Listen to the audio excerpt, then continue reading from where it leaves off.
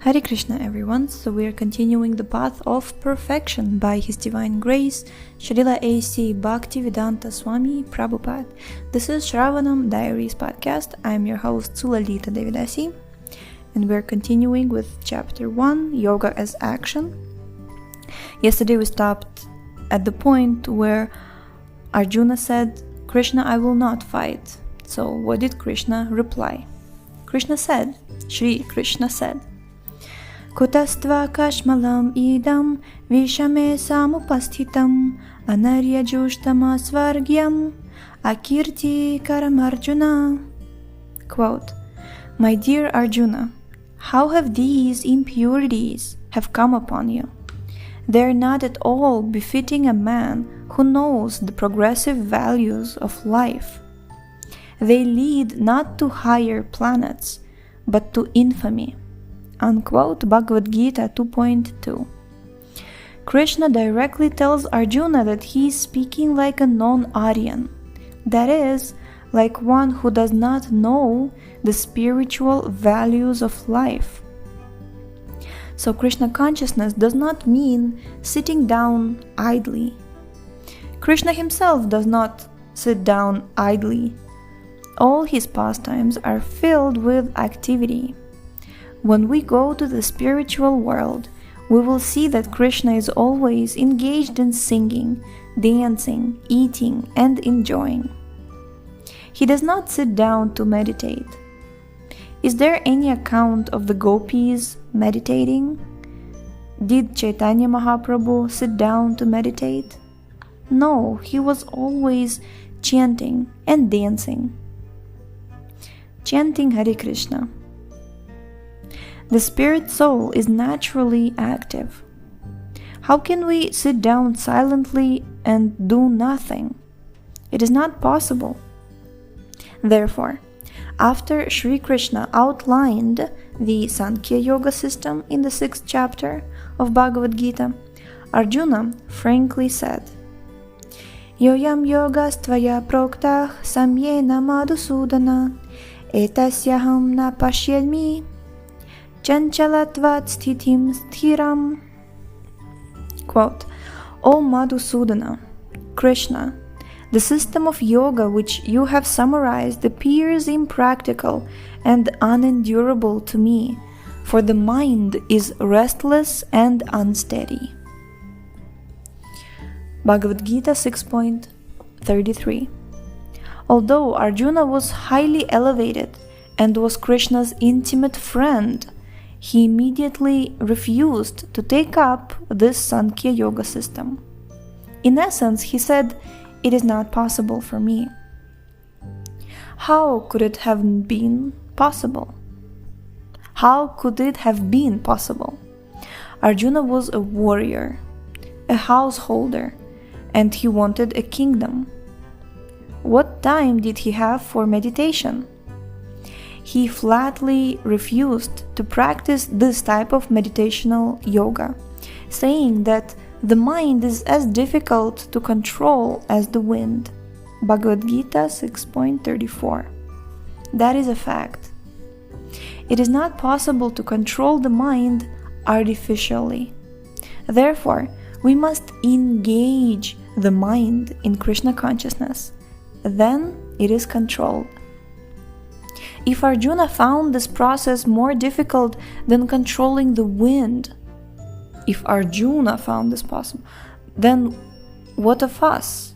After all, Arjuna was not an ordinary man. He was personally talking with the Supreme Lord, Sri Krishna, and he proclaimed that the mind is like a great wind.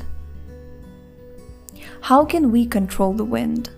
We can control the mind only by fixing it on Krishna's lotus feet. That is the perfection of meditation. No one really wants to sit down and meditate. Why should we? We're meant for positive activity, for recreation, for pleasure. In Krishna consciousness, Our recreation is dancing and chanting. And when we get tired, we take prasada. Is dancing difficult?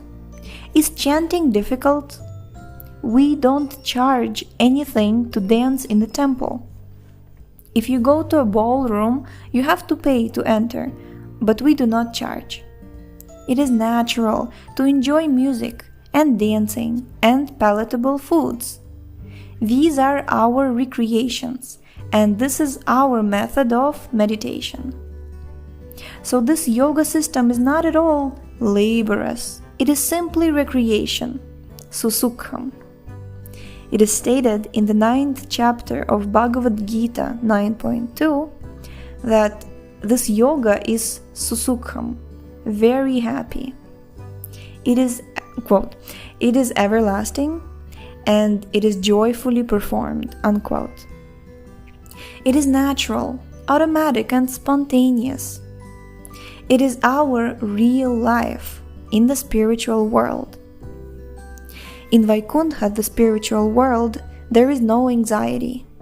Vaikuntha means freedom from anxiety. And in Vaikuntha, the liberated souls are always dancing, chanting, and taking prasad. There are no factories, hard work, or technical institutions. There's no need for these artificial things. In Vedanta Sutra, it is stated, ānandamaya bhyasat, Vedanta Sutra 1.1.12. God is ānandamaya, full of bliss and pleasure. Since we are part and parcel of God, we also possess these same qualities. So the goal of our yoga process is to join with the Supreme ānandamaya, Shri Kṛṣṇa, to join his dance party. Then we will be actually happy. On this earth, we are trying to be happy artificially and are always frustrated.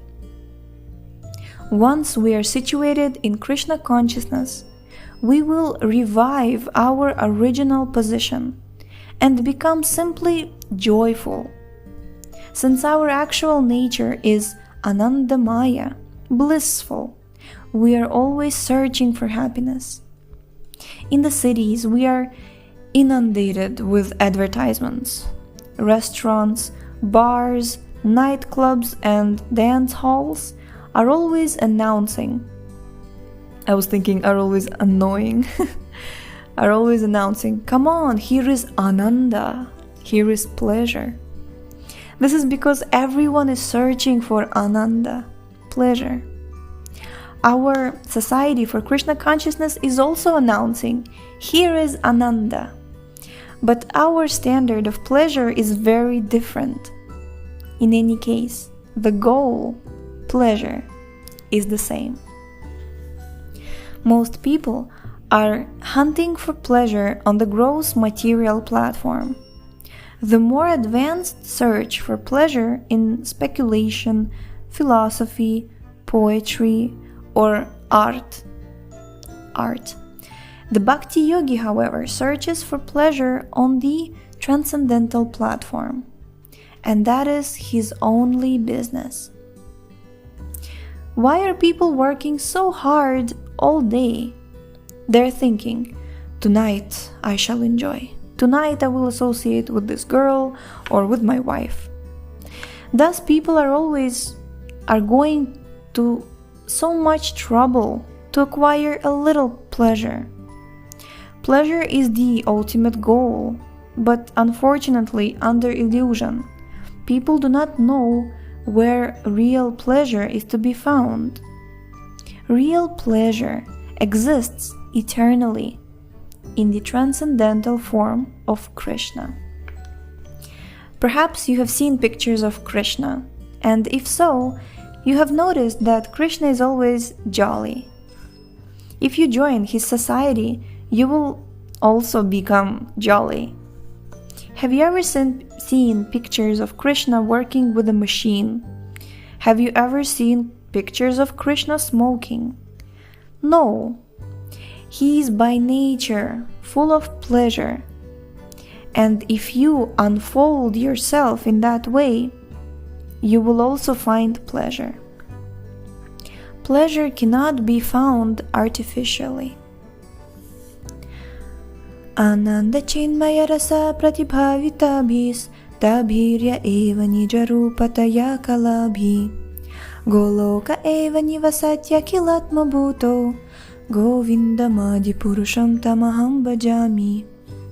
Quote, I worship Govinda, the primeval Lord, residing in his own realm, Goloka, with Radha resembling his own spiritual figure, the embodiment of the ecstatic potency possessed of the 64 artistic activities, in the company of her confidants, sakhis, embodiments of the extensions of her bodily form, permitted and vitalized by his ever blissful spiritual rasa. Unquote. Brahma Samhita 5.37. The word rasa means taste or mellow. We enjoy sweets or candy because of their taste. Everyone is trying to enjoy some taste, and we want to enjoy sex because there is some taste there. That is called adi taste. Material tastes are different because they are tasted and quickly finished. Material tastes last only a few minutes. You may take a piece of candy, taste it, and say, oh, that is very nice. But you have to taste another in order to continue the enjoyment. Material taste is not unlimited, but real taste is without end. Spiritual taste cannot be forgotten. It goes on increasing. Ānandam buddhi vardhanam, ānandam buddhi vardhanam. Pratipada purnamrita svadanam, ānandam buddhi vardhanam. Chaitanya Mahaprabhu says, this taste is always increasing.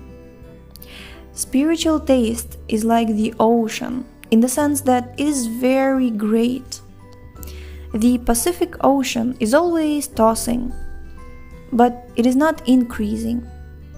By God's order, the ocean does not extend beyond its limit, but if it extends, there is havoc. I always mistake these two. Havoc.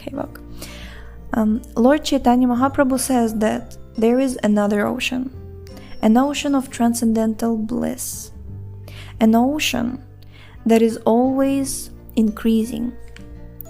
Ānandam buddhivardhanam pratipadam purnamrita svadanam sarvatma snapanam param vijayate Shri Kṛṣṇa sankirtanam. By chanting Hare Krishna, our pleasure potency increases more and more. One who has realized Shri Kṛṣṇa is always living in Vrindavan, Vaikuntha. Although a devotee may seem to be living in some place far from Vrindavan, he is always living in Vrindavan because he knows that Krishna is present everywhere, even within the atom. The Supreme Lord is bigger than the biggest and smaller than the smallest. Once we are fully realized and established in Krishna consciousness, we never lose sight of Krishna, and our bliss is always increasing. This is the true yoga system, Bhakti Yoga, as expounded by Lord Shri Krishna himself in Bhagavad Gita. Haribol! Yeah, we have completed the first chapter, and tomorrow we will be reading chapter 2, Mastering the Mind and Senses. So thank you so much for tuning in today. The link to this book is in the description, and we shall see you next time. Hare Krishna.